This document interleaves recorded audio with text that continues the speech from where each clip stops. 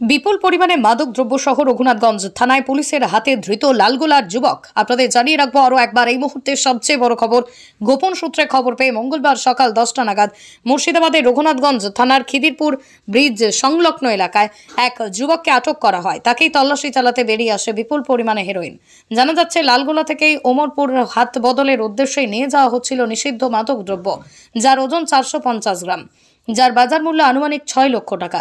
Police সূত্রে জানা যায় ধৃত যুবকের নাম ওদুদ আলী, বয়স আনুমানিক 33 বছর, বাড়ি লালগোলা থানার মুকিমনগর এলাকায়।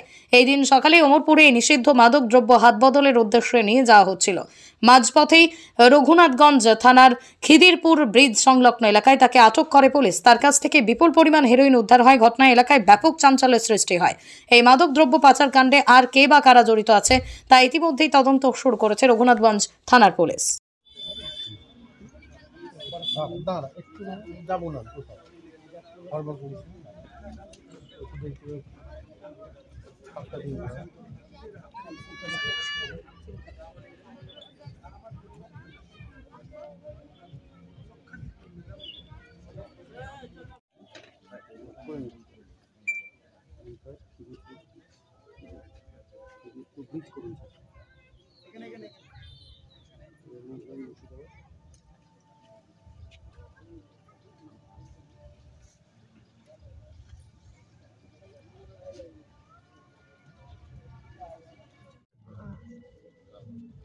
লালগোলা থেকে নিয়ে আসছো, নিয়ে যাচ্ছিলে কোথায়? এদিকে